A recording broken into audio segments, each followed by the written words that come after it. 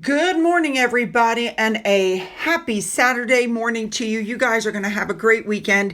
Okay, Earth Shop Prize is over. It's time to get back to our Harry making stuff, and there's a lot. I have never seen two people try so hard to take the attention away from William. Because I've been holding back the news, there's a lot of Harry and Meghan news, including, if you can believe this one, Harry apologizing for wearing the Dodgers hat. No, I'm not kidding. I'll let you hear him in your own words. So there's a lot. Let's just jump in and get super busy, shall we? Let's go. We're going to start off with Queen Camilla. She opened the 97th Field of Remembrance at Westminster Abbey on Thursday, the 6th of November. This is an annual event that marks the start of the nation's remembrance commemorations.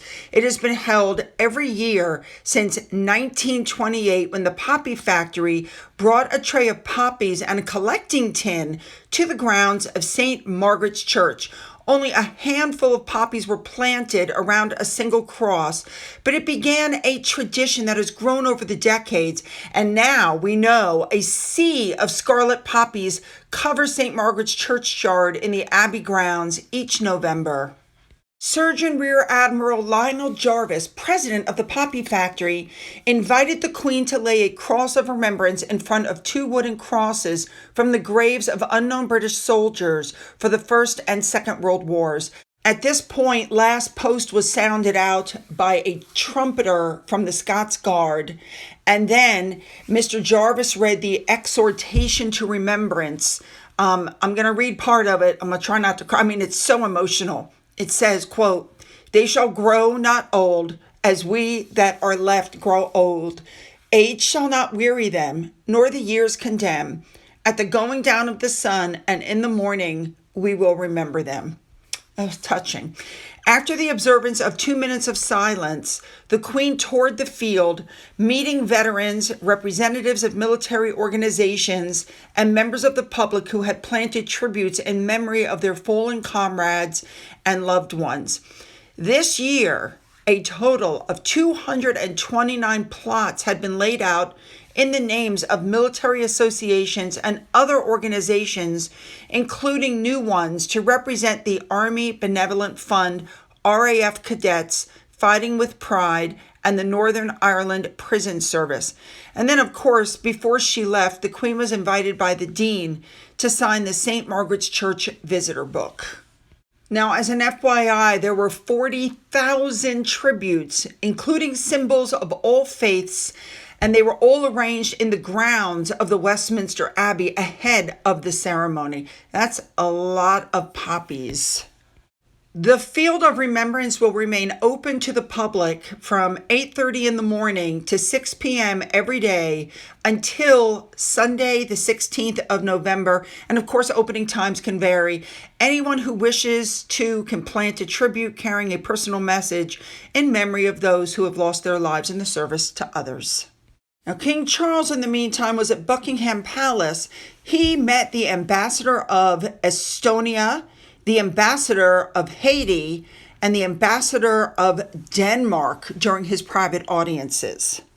Looking good. All right, let's move on to Princess Anne. She did speak at the annual Durrell Lecture. This took place on November 4th.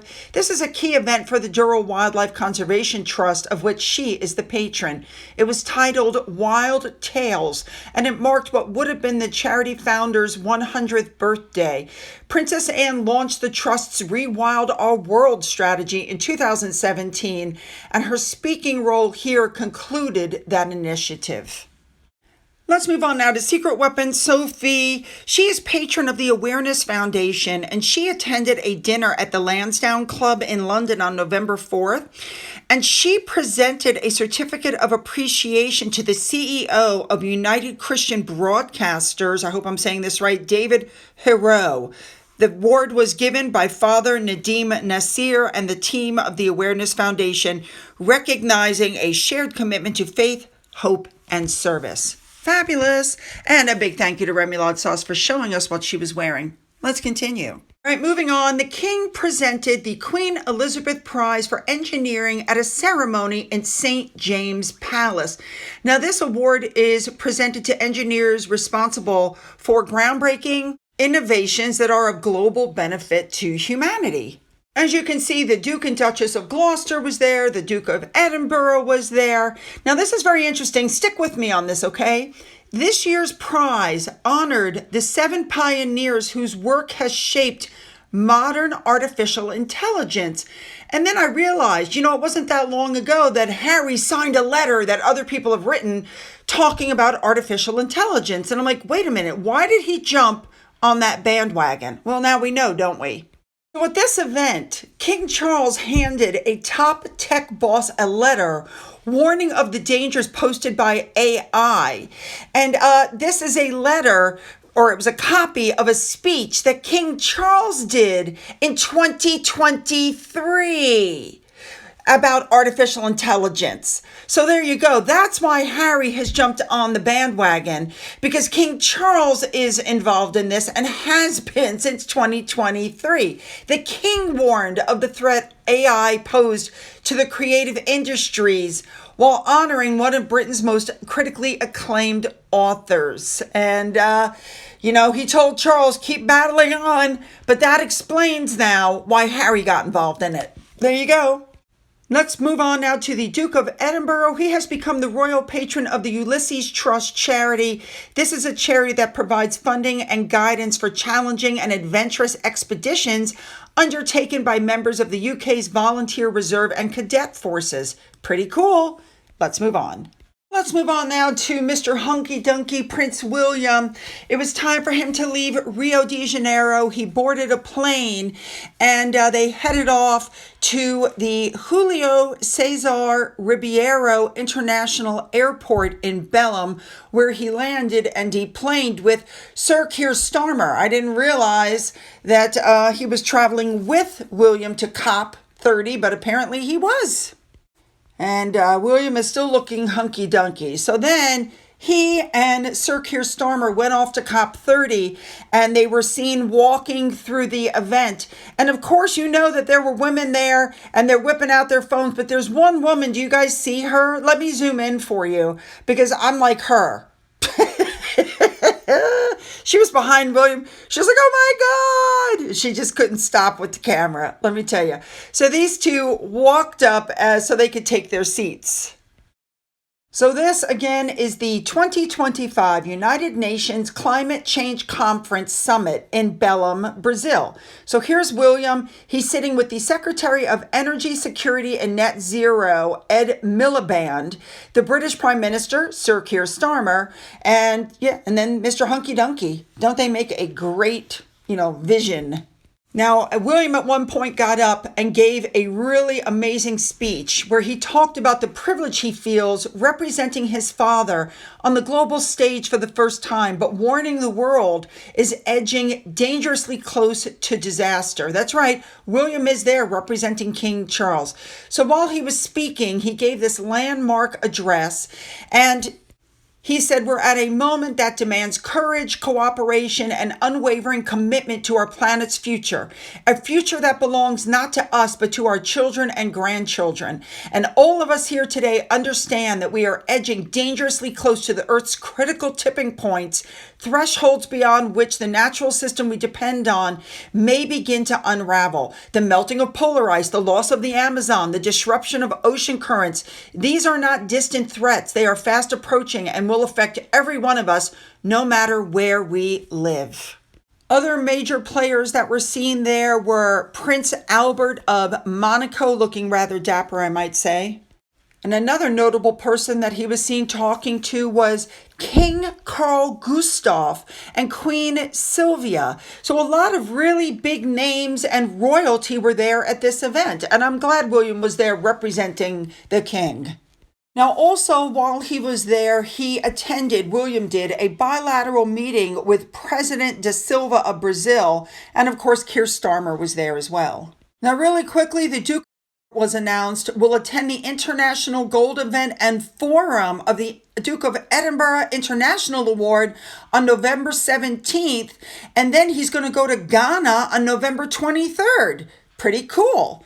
Let's move on. All right, let's move on to Prince Andrew. This is really, I'm not sure how this is going to go. The Democrats on the House Oversight Committee are requesting that Andrew come to Washington to be questioned as part of the panel's investigation into Jeffrey Epstein and his accomplices. They sent a letter on Thursday and then it was published not afterwards, long afterwards.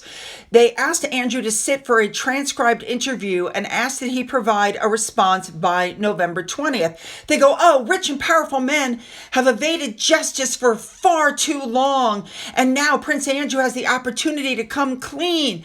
Here's what I don't understand. There's plenty of Americans who had their hands in the pot. Virginia Giuffre gave evidence to that multiple times. Why are they not calling the Americans? Why are they only calling Andrew? Now, Andrew has the right to decline. Even with bipartisan support, they're going to struggle to compel Andrew to participate. If I were Andrew, I wouldn't participate at all. You know, other people named in court documents are Bill Clinton, Les Wexner, the billionaire founder of L Brands, Glenn Dubin, the billionaire hedge fund manager, Marvin Minsky, well, he's deceased now, but still, George Michael, the former U.S. Senator and Senate Majority Leader, Bill Richardson, the former governor of New Mexico. These are Americans that are right there that they could call. Why aren't they calling them? Why aren't they looking at anybody but Andrew? Something's off. Well, I believe that this is happening now because two notices appeared in the London Gazette. One was the letters patent for removing the HRH and the Prince title from Andrew. And the second was the royal warrant instructing the Lord Chancellor to remove the Duke of York from the royal peerage. And I believe that this letter was sent now that has occurred. More people are going to come out of the woodwork. I just wish they would look at people that are closer to home also. Okay, moving on.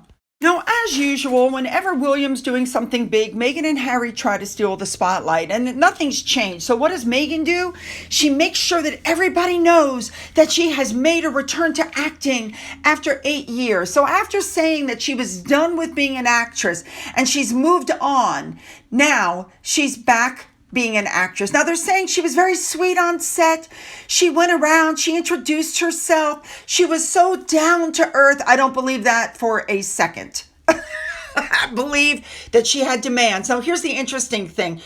She's joined the cast of a show called Close Personal Friends, which has Jack Quaid, Lily Collins, and Brie Larson in it. I don't know who the hell those people are. I've never heard of it. It's by Amazon. This is not a major role. This is a simple walk-on part. It's like a cameo, kind of like another cameo she's done that we've all seen before. So this is what her spokesperson said, and I'm quoting, "This is a massive moment for Meghan, and it signifies a return to doing what she truly loves. She's been swamped with offers." I don't believe that for a second, but this one felt right. And it's Meghan's way of gently putting her toe back in the water and seeing how she enjoys being back on the set. Everyone involved is super excited and have been sworn to secrecy about her involvement. And Harry is really supportive and quite simply wants Meghan to do whatever brings her joy. It's a walk-on part, and she's playing, are you ready for this? She's playing herself. Oh my God. Remember, in 2017, she announced she was stepping away from acting after she got engaged to Harry. Also remember, her only real acting role was on this one show, Suits. That was it. That's all she had. It was a show nobody heard of. Well, let me tell you, GB News had something to say about this. One of the guests on this show, I want you to listen to this. I've got to say, I couldn't care any less. Well, I cannot bear this woman. Good for and her. she's the front of the sun. With all the things that are going on in this country and around the world, we've got this idiot on the front of the sun. She sells newspapers. That's why I won't buy it with her on. Now keep in mind that Disney won't touch her. Disney said that she needs Disney more than Disney needs her. Netflix, she has to come up with the ideas. And her friend, whose husband was the head of Paramount, has been displaced. He's no longer the head of Paramount. This is being done by Amazon. Oh my God. She's moved on to Amazon. And when Archwell was reached out for a comment, they simply said, she has a small part. Yeah, that would be an understatement. And again, the timing of the announcement, was it coincidental? Was it calculated to distract from her negative headlines or to take the attention off of William? Now, this article by Alicia Liberty says it absolutely perfectly because she has spent years writing down Meghan Markle's endless reinvention. She said from her documentaries, the podcast, her lifestyle brand, and now a return to acting, it's enough to make your eyes roll clean out of your sockets. Remember, when Harry and Meghan stepped down as working royals, they wanted a quieter life, financial independence, and privacy. Those were the buzzwords. But yet, somehow, the two of them have been in the headlines even more now than when they were royals. From the Netflix docuseries, the Spotify podcast, The Spare, As Ever, and now she's back in the movies. Her return to acting feels like another desperate move in her ongoing bid to stay relevant. Let's be honest. What exactly is Meghan's acting legacy? She's not Natalie Portman. She's not Angelina Jolie. These are women with serious film careers, respected for their craft, not their camera angles. And Meghan's resume reads more like a red carpet than red letter roll. Other than her supporting part in Suits, where in 8 seasons she was only on the screen for about 2 hours, and except for a very few fleeting TV appearances, there's no performances to speak of, none. And now 8 years out of the game, she's stepping back into the industry that's long since moved on, armed with nothing more than a royal title and a talent for self-promotion. This does not shout Hollywood comeback. It whispers desperation. You can't vanish from acting for a decade, turn the monarchy on its head, and then expect a standing ovation. The truth is, Meghan didn't want to be royal. She wanted to be recognized. This isn't a renaissance, it's a rerun. And the irony is, she had a far bigger role as the Duchess of Sussex. She could have redefined the monarchy from within. And instead, she traded duty for drama, choosing the lure of fame over the weight of history. Exactly. And that's exactly what Megyn Kelly said. She just took a swipe at Meghan Markle and accuses her of eating out or dining out on the royal titles in the United States. But it's absolutely true. You accuse the royal family of racism, but yet you're using the very titles from the family that you're totally attacking. She does unite America, she says, though, because the left and the right both hate her. Megyn Kelly pointed out that if the two of them didn't want to live in the UK, why would you want to be their princess? Good point. She also pointed out it's only a matter of time before they lose their titles from Prince William. And when you get booed at the World Series game, that's real. In the meantime, Harry, it said, is worried that Meghan is starting to turn into Sarah Ferguson with her Instagram posts and her throwing her royal title about. And there's some talk that his visit to Toronto was to escape her. He needed to get away. But let's look at Harry. Okay, we know that Hatgate happened, right? So what's the first thing Harry does? Well, listen to this. You'd like to say it all about wearing that LA Dodgers hat last week and getting in the hot LA water. Dodgers hat, Hatgate.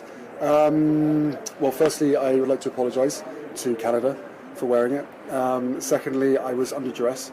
There wasn't much choice. I was invited to the LA Dodgers box or the dugout by the owner himself, so I was doing what I thought was the polite thing to do. But I'm going to wear this from now on to make sure I don't make any more of those mistakes. But the other piece to this was, as you could probably relate, when you're missing a lot of hair on top and you're sitting under floodlights, you'll take any hat that's available. So, Game 5, Game 6, Game 7, I was Blue Jays throughout. Now that I've admitted that, it's going to be really hard for me to return back to Los Angeles. But no, I'm very sorry to the Canadian public. Devastated that the Blue Jays lost, but go Jays. We'll leave it to Harry to make a bad situation worse because number one, he claims he was invited by the owner, but yet Magic Johnson is a partial owner. He was there and he wasn't wearing a hat.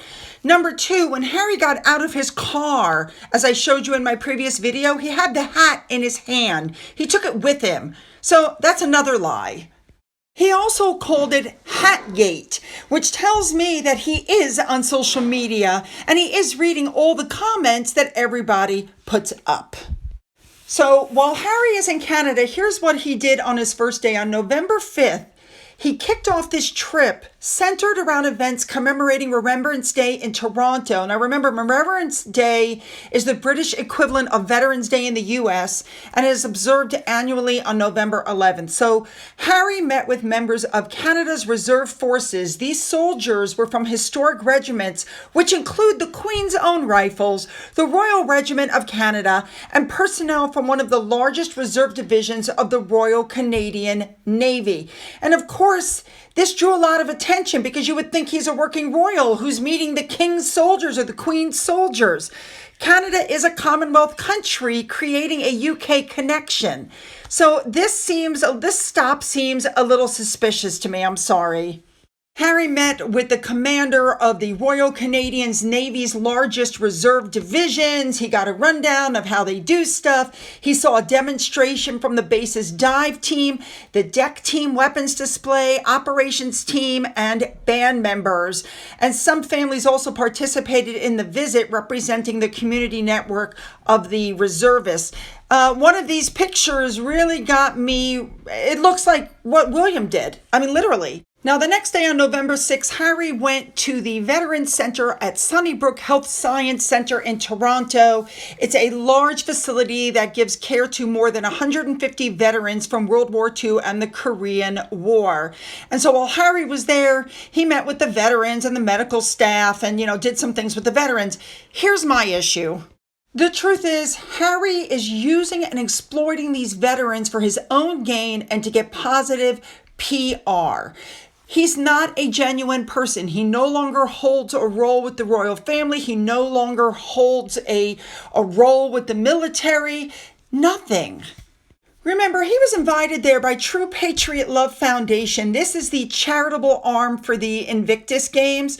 But do you guys know that a Canadian veteran said that he was abandoned by Invictus and the Sussexes after he was injured at the Invictus Games? I talked to you guys about that before. How about getting the Pat Tillman Award, which he absolutely did not deserve? How about using the sacrifice of World War II veterans in a press release on VJ Day? How about when he released The Spare, which happened to coincide with the death of his grandfather, who, by the way, was a decorated veteran? I could go on and on. Harry doesn't care about these veterans. Harry cares about the good PR he can get from these veterans. And let's be honest, this trip for Harry would have been planned months ago. And the truth is, his PR team could have announced this trip over a month ago, but they didn't because Harry's still whining about security. It's got nothing to do with security. He did that specifically because he knew that William would be at the Earthshot Prize. Absolutely. Now, Harry knew the cameras were on him. He was taken over to meet a 100-year-old female veteran that was there. And what do you think he did on camera? Yes, he kissed her hand. How gallant, how sweet, how staged.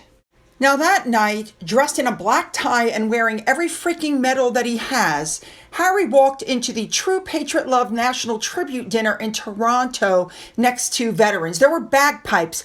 And then Harry gets up on the stage, starts talking about his personal connection with Canada's military, and starts going on about the hat thing again and about Meghan Markle.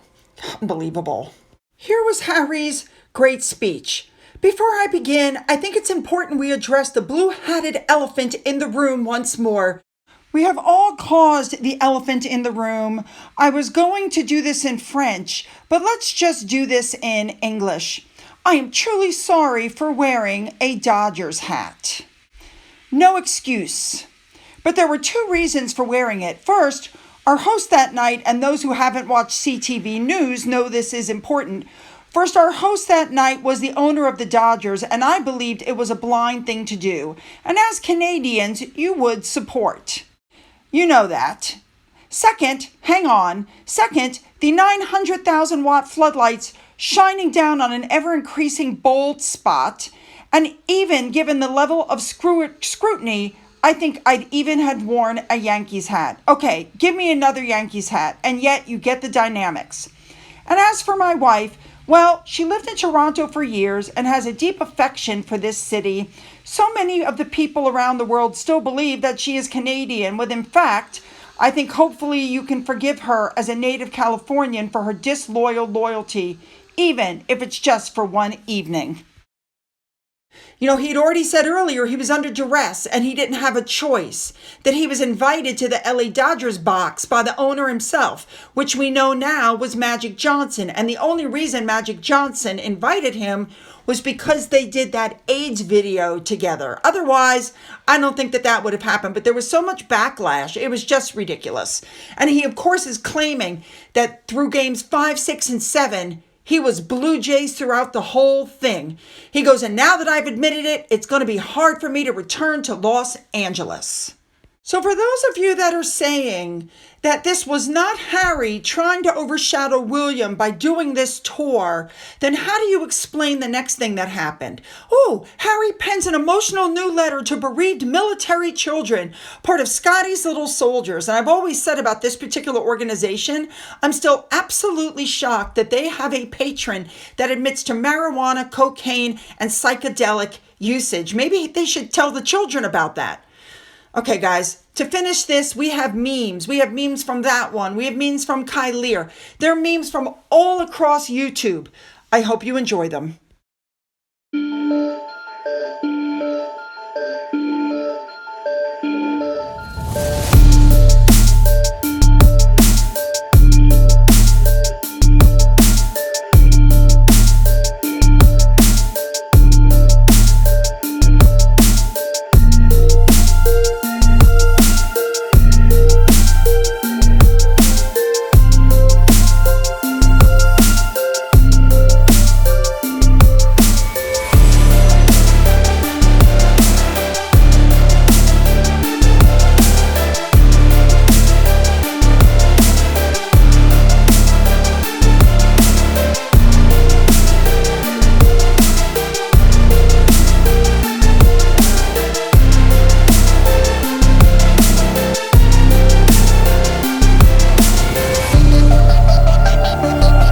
God. All right, you guys, you know what I want.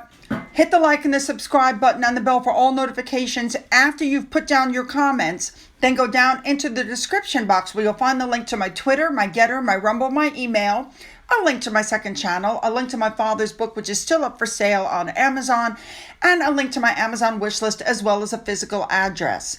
For those of you who have donated to my coffee fund, thank you so much. And as always, you guys, have a great day.